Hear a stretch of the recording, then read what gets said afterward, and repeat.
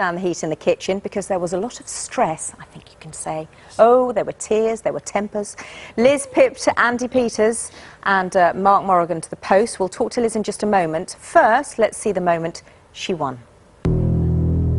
Our Celebrity MasterChef champion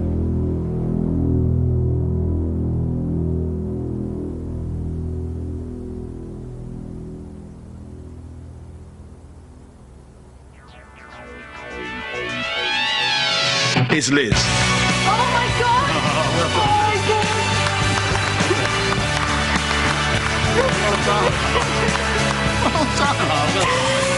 done. Well done. Well done, you. Well done. Really good, okay. Oh my God! Oh my God! Well done. Well done, mate. Oh my God!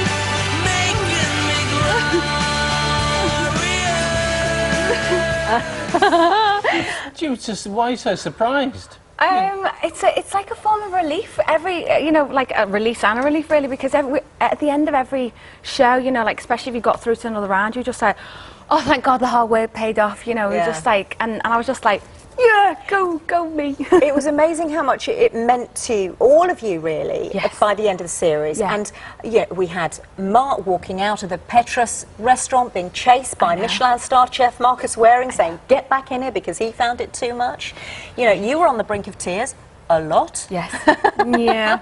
Why did it mean so much to you? Why did it become so much to you? Firstly, because I did the show because my mum said, I'm a huge fan, you have to do this show, I love this, and I won't forgive you if you don't do it. I was like, uh-oh. So I did it, and I was thinking, I'm just going to get kicked out in the first round. And then as I got further and further... Because you didn't think you could cook, did you? No, I can't. Well, I still think this day, I'm like, something's going to happen, and it'll just all fall to pieces. But Because you never used an oven before? No. Is that right? Yes. I find it extraordinary. I know, it's hilarious. I find it extraordinary. But everyone keeps walking up to me going, you are fibbing though, aren't you? Well, you we had cook. Matt Dawson, who won in 2006. He came on the show last week, and I said, I'm watching Liz, I can't believe it. She's doing so well. She's never used an oven. He said, don't believe it. Can't be done. Can't be done. Really? Winner of MasterChef will have had to have used an oven. No. But it's natural. That they were saying it's just natural Yeah, ability, isn't it? I hope so, yeah. Well, how do you, when you started out on this glorious road, were you not intimidated by the fact you hadn't really cooked complicatedly before? No, but I wasn't intimidated because I did not expect to get this far at all. Okay. I just One thought, step at a time. Yeah, I just thought it was good fun, and it was we had fun all the way through. We went to Mozambique, that was phenomenal. And hot. Very hot. So. Yeah, and both John and Greg kept saying, you're extraordinary, because you kept pulling out these amazing dishes. But in the final, you cooked beef Wellington with a twist. Yes. And you can hear Greg saying, I don't like twists on classic dishes. Really don't like, but you pulled it off, didn't you? Yes. And it was beef on top of beef on top of the puff pastry with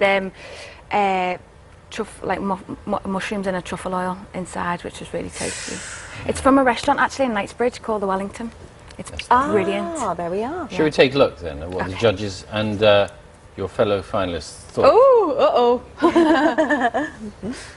Best natural cook I've seen in a long, long time. Oh, thank you so much. Liz deserves it because she's made a massive journey, and I made up for it. A fellow Scousers won, so if it couldn't have been me, I'm pleased for her. Well done, babe. Oh my God. I'm going away with a smile on my face because I'm really proud of what I've achieved, and it's just been a blast, the whole thing.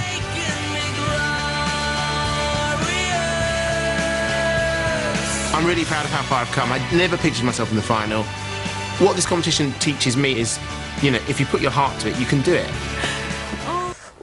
It gives me great encouragement. Well, not encouragement, actually. I'm still not going in the kitchen. But just think, really, if Andy thought he couldn't cook before and does, and you say anybody can do it, really, or can they? Yeah, no, I think anybody can. I don't think it's like a, I mean, I think, when people are creating dishes like, like the big chefs like Mark Waring and John Turod and everyone, I think that's a talent. But I think to follow a recipe is, I think that's how one should start. Follow a recipe and then, onwards and upwards.